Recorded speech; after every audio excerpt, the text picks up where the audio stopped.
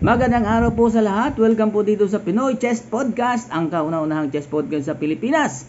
Ako po si Arena FIDE Master Castel at sa ating pagpapatuloy po dito sa ating chess podcast. Bago po ang lahat, tayo ay napapakinggan sa Spotify at mapapanood din po tayo dito sa ating YouTube channel at Pinoy Chess Podcast. Na yan po ay po pwede nyo pong isabay. Isabay nyo naman ako makinig at manood sa Spotify at sa ating YouTube channel. Meron din naman ito sa Facebook. Pero sa ating pagpapatuloy, baka sana ho tayo mapunta sa ating usapan. Pag-usapan ho natin talaga ito, napakagandang pag-usapan dahil may mga record dito na nangyari. Ibig sabihin record, ito'y maaaring maitala sa World Guinness Book of Record. Hindi ko lang sure pero hindi ho kasi yun ang pakay ng ating talakayan. Ang gusto kong ma-discuss po natin, itong katatapos pa lang po kagabi. Kagabi, April, ano na ba tayo ngayon? April 22. Tama, April 22. Ang Grenke Chess Festival 2025. Ito po ay may kaugnayan sa freestyle chess ni Super Grandmaster Magnus Carlsen, yung kanyang itinayo kasama si Butner, isang milyonaryong Germany o isang German na milyonaryo. Ito ay kaugnay pa din sa kanilang campaign na ang kanilang Grand Slam Tour ng freestyle chess. At yan po ang ito po mga koy side lang po to, side news or side sabihin natin hindi ho talaga itong laman ng ating pag-uusapan. Ito konting introduction lang para makarelate ho yung mga bagong tagapakinig sa Spotify at tagapanood sa ating YouTube channel. Ito po kasi may kaugnayan o kadugtong pa rin po doon sa freestyle chess ni Magnus Carlsen na itinatag na company o tinatag na organization, Nakasama niya po rito si billionaire o millionaire Butner na isang German. Meron kasi silang Grand Slam Tour, lima po yan At yan po ay may separate akong ginawa. Kung maaari pakinggan niyo po yung podcast ko tungkol sa kabuuan. Ano ba itong freestyle organization o freestyle chess ni Magnus Carlsen? Yung freestyle chess ni Magnus Carlsen mga koys, ito po ay tinatawag na Fischer Random Chess o kaya Chess 960, Meron din po akong tinalakay yan yung pag-evolve ng pagtawag ng Fischer Random Chess. Originally, it's a Fischer's Random Chess. Yan po talaga ang original na tawag dyan. So, may mga separate akong ginawang podcast. Panood na lang po kung maaari. At doon po sa YouTube channel, pwede nyo naman po ito mapanood. So, balik po tayo doon sa ating pinag-uusapan. May 5 po yan Ang una sa Germany. Doon sa bayan mismo ng partner ni Super Grandmaster Magnus Carlsen. At pumangalawa sa Paris. Ang nag-champion po doon sa Germany ay si Vincent ay sa Germany na kung saan ginawa yung pinakaunang freestyle o Grand Slam Tour ay si Vincent Keimer, taga doon din po, number 1 chess player po siya, Super Grandmaster. Siya po ang nag-champion diyan. Ang pangalawang tour nila ay sa Paris. Ang nag-champion naman po diyan si Magnus Carlsen. At ito na po, ito ating ang ating pag-uusapang na topic tungkol sa Grenke Freestyle Chess Festival. Bumalik po sila sa Baden-Baden, Germany. Bumalik po sila doon. Alam nyo mga koys, itong Grenke Chess Festival, marami siyang mga kasabay. Kasabay din po nito yung Bangkok Chess Festival din Pero yun yun po ay standard chess, Yun po ay classical chess. So hindi natin na pag-usapan pa ng madetalye yung Bangkok na yan, Although nag-second place doon ay isang Pinoy, Pinoy po, hindi pala second place. Ang nag-champion ay isang taga Macedonia, Ibang klase, Macedonia nag-champion. Pero ang apelyido niya parang Russia, Parang Russian yung apelyido niya. Yun sa Bangkok, hindi na natin pahabain pa. Balik ho tayo dito sa Grenke. Alam niyo mga koys, itong Grenke Chess Festival 2025, yan po ay ginanap mula April 17 hanggang April 22. Although natapos kagabi, April 21, 2025, yan, mahalaga sabihin yung taon. Kasi baka lumipas ang taon, di natin masabi, 2025 pala itong Grenke Freestyle Chess Festival. Ulitin ko ang freestyle, yan ho ay pinalit na pangalan po doon sa Chess 960 at doon po sa original na pangalan na Fischer's Random Chess. Grenke Freestyle Chess Festival. Yan. April 17 to April 22. Natapos kahapon at alam nyo ba kung sino nag-champion? Nako, expected na po ba mga guys? Expected na po ba? Si Magnus Carlsen po. Itong Freestyle Chess Festival sa Grenke Open, yan po ay classical. Yan po ay 90 minutes plus 30 seconds per move. So, ibig sabihin, kapag ikaw po ay titira, mayroon kang increment na 30 seconds. Yan ho ay classical standard format. So, yan yung panukala ni Magnus Carlsen nung una. Pero ngayon, medyo nagda-divert na naman siya, no? Gusto niya, at ng kanyang tatay, sinasuggest na balitaan po yan, gusto niya, paikliin yung oras, gawing isang oras, ano? Gawin sa pagkakatanda ko, gusto nila itong gawing 30 minutes yata, hindi ako sigurado, pero ang sigurado ako doon, yung babaguhin na yung freestyle chess format, yung time control niya, hindi na classical, na kung saan yan yung suggestion ni Magnus Carlsen. So, itong Grenke Chess Freestyle Chess Festival 2025 sa Baden-Baden, Germany, mga boys, no? Actually, itong Grenke, mga boys, ito ay pangalan ng isang company, hindi ito bansa sa Germany. Ang Grenke ay isang company, alam ko, financial institution, isang industriya pagdating sa mga kaperahan, no? Maaring yan pautang, maaring yan po ay insurance, etc. etc. Wag po tayong magkakamali. Grenke ay isang kumpanya, sponsor lang po ito. Doon po nangyari sa Baden-Baden, Germany. So, balik tayo. Sino sa tingin ninyo ang nag-champion dito sa Grenke Chess Festival, no? Open po ito, mga boys, no? Sa tingin niyo sino nag-champion? Ito po ay 9 rounds, no? 90 minutes plus 30 seconds increment per move. Ay, walang iba, wag na natin i-introduction. Wala na introduction. Si Super Grandmaster Magnus Carlsen, na kung saan si Magnus Carlsen, wala na hong dapat pang introduction sa kanyang mahabang credentials. Talaga namang, kaya nga po siya ay tinanghal, binigyan na. O certified na po siya na greatest of all time pagdating ho sa chess, no?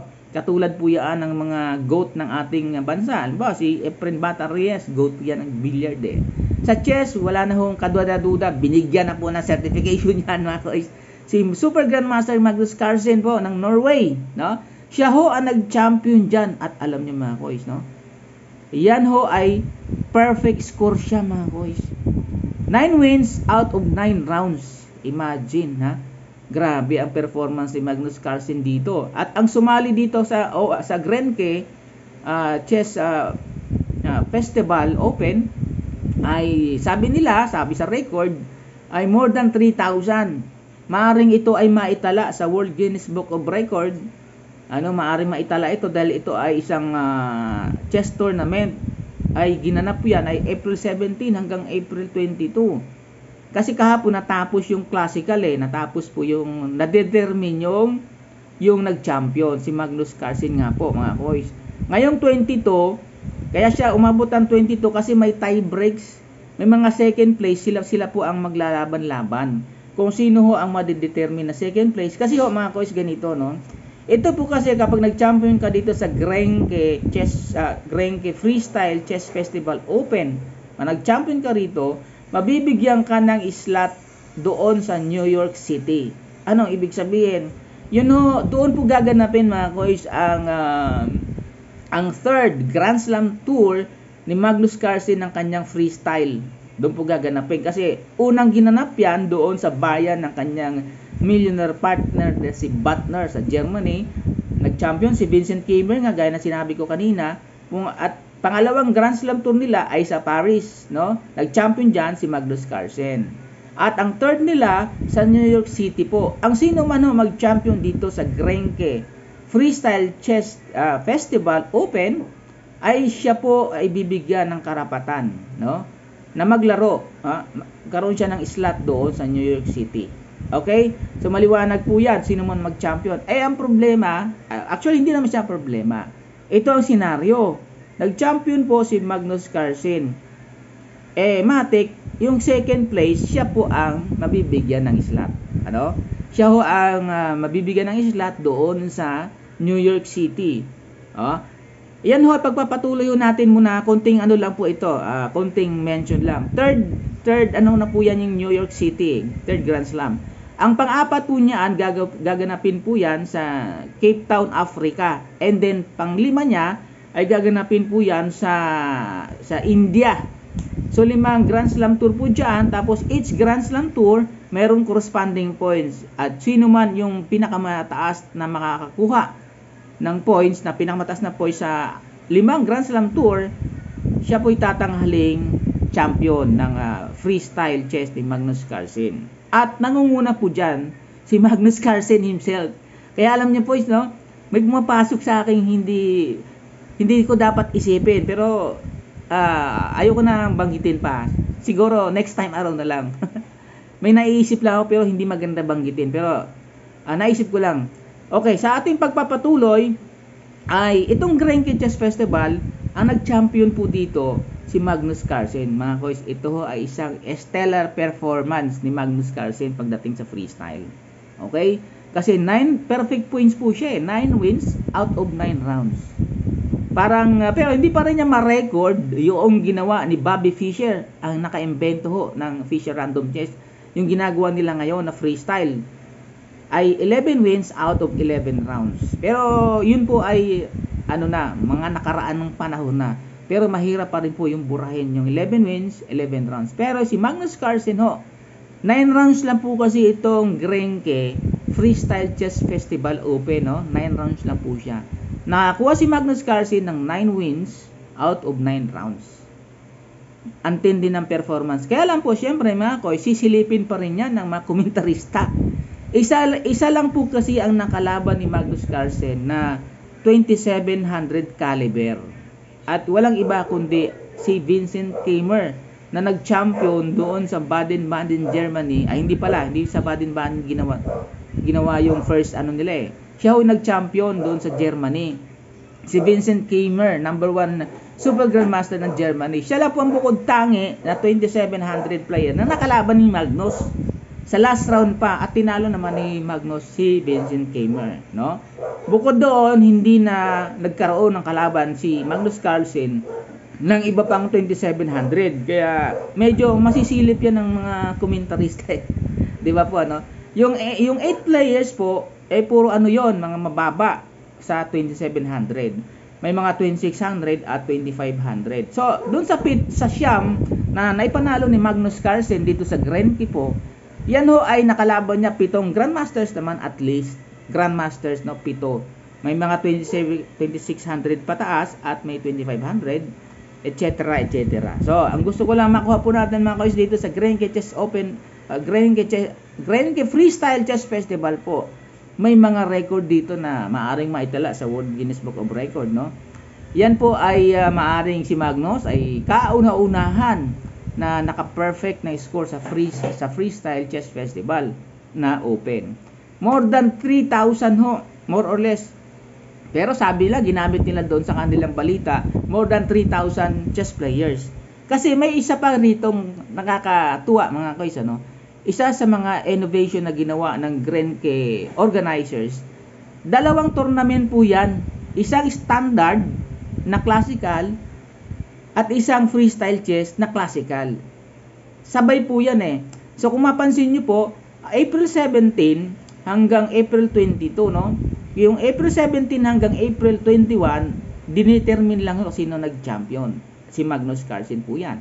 Ngayong April 22, maglalaban-laban po yung kasi nagkaroon ng 8 may 8 mga, kung di ako nagkakamali, no, ilan ba to? O 7, no? 7 po kasi ang nagkaroon ng 7 points. Si Magnus Carlsen 9 points. Ang pumangalawa sa kanya, no, 7 points. 7 sila. Yon ang ibig ko sabihin. 7 po sila mga koy. So maglalaban-laban sila. Tie breaks po sila eh. Maglalaban-laban kung sino yung tatanghaling second place talaga. At mangyayari po ngayon yan. Kaya umabot ng April 22. Pero yung April 17 to 21, tapos na si Magnus Carlsen nag-champion. Pag-uusapan na lang po ngayong April 22, maglalaban-laban itong 7 nakakuha ng 7 points. Mga koys, ay kung sino mag-champion sa kanilang 7 nakakuha ng sakto, 7 sila. Pito ba sila? O tama, pito sila na 7 points. So, perfect 7, parang ganun, ano? 7 players ang nakakuha ng 7 points. Imagine na 2 points po ang lamang ni Magnus Carlsen dito sa tournament na ito. Babanggitin ko lang po mga koys, ano, itong yung 8 ay yung 7 nakakuha. Siyempre, ang number 1 po dito si Magnus Carlsen. Ang mga nakakuha ng 7 points, 7 din. Ang pangunahin diyan kasi sa second place mga koys, by dito sa standing na sa harapan ko, 7 player po ang nakakuha ng 7 points. Si Lenier Dominguez Perez ng Amerika, si Fabiano Caruana ng Amerika pa din. Second yun second si Lenier Fabiano Caruana ay third. So sa pagkakasunod-sunod, ito yung pagkakasunod-sunod Magnus Carlsen, Lenier Dominguez Perez, Fabiano Caruana third place, Andrei Esipenko ng isang Russia pero FIDE po ang kanyang flag. Si Alexis Sarana ay yan po ay isang Serbia, isang taga Serbia po, isang Serbian.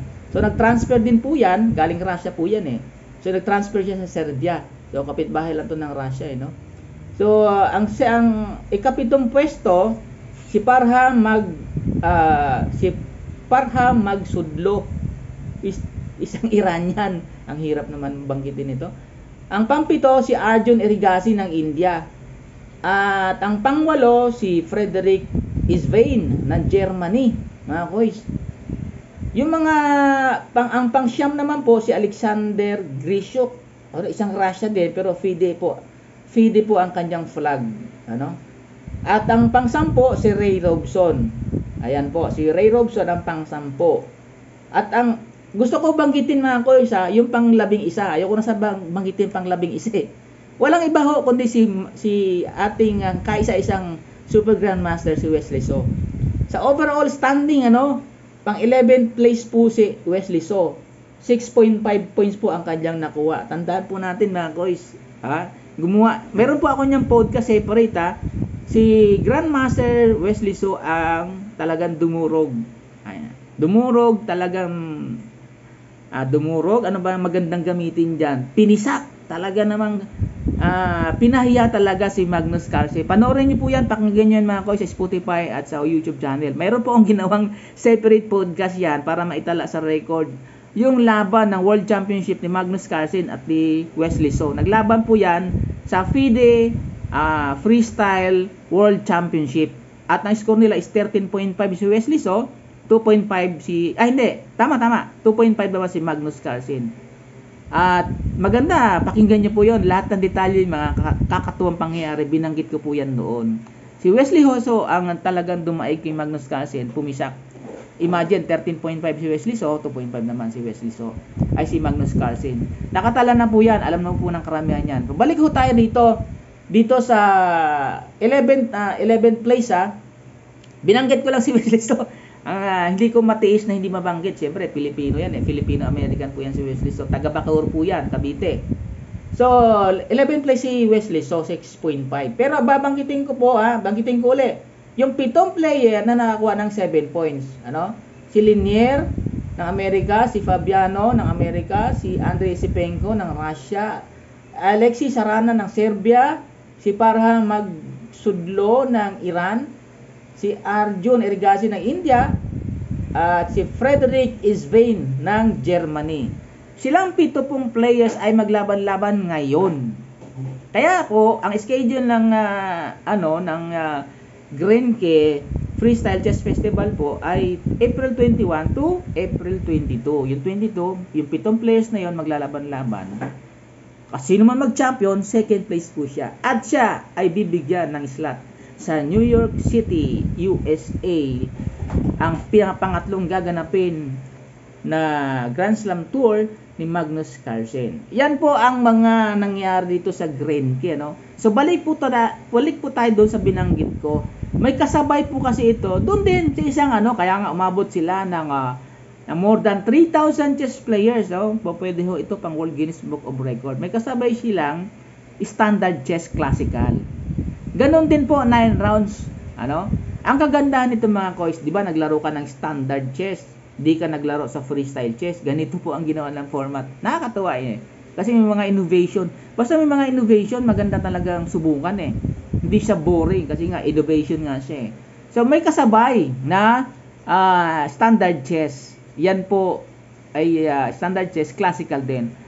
After 5 rounds po, no, pagdating ng 5 rounds, yung mga chess players doon sa standard chess na naglaro, pwede po silang lumipat matik sa freestyle na walang kadabog-abog, walang kaamong-amog, paano tawag yan. Walang kahirap-hirap, basta lipat ka. Pwede ka na mag-switch. Wala na cheche-bureche, mag-switch ka sa freestyle.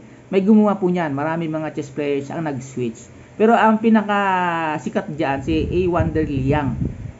Yung points ni A. Wonder o sino mga chess players doon sa standard ay mabibitbit niya yan doon sa freestyle kapag pumasok. Yan. So maganda, no? Yung mula ka sa isang freestyle, mula ka sa standard chess, after pag abot ng 5th round, pwede kang tumalon sa freestyle. Yan ang kasabay dyan. Kaya umabot sila ng more or less 3,000 chess players po. Pwede po yan yung maitala sa World Guinness Book of Record. Itong Grenke Chess Festival Open. Kaya ganun po ang nangyari niyan. At yan po, kaya ko binabanggit ang World Guinness Book of Record sa gagawa din po ako ng episode. Siyempre, meron tayong mga episode na ang tawag natin ay Grand Project World Guinness Book of Record. Nakadalawang episode na po ako at gagawa din ako ng pangatlo. At nasa inyo po yan, kung panoorin nyo po yung mga episode ko tungkol dyan sa Project World Guinness Book of Record, may mga detalyang babanggitin dyan, nasa inyo po yan kung gagawin. Pero pwede naman po, ma-involve po ang inyong lingkod, paano i-organize yung pang World Guinness Book of Record.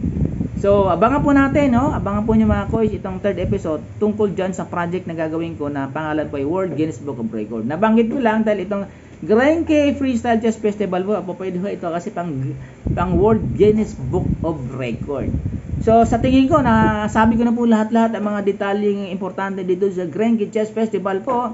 Sana wala ho ako nakalimutan at kung meron na po kayong naisip o masasabing hindi ko nasabi o nakalimutan ko, paki-comment lang po mga koys. Wag ho kayo mahiya, libre-libre ho ang mag-comment ha. Wala hong mag-iimbestiga sa inyo. Mag-comment naman po kayo dito sa aking Pinoy Chess Podcast, ang kauna-unang chess podcast sa buong Pilipinas. Mag-comment, paki-subscribe naman mga koys, isang pindot lang naman po at paki-notify all. Yan. At paki-share naman po, ano. Yan lang po mga koys. Maraming salamat. Magandang araw po sa lahat. Ingat po kayo.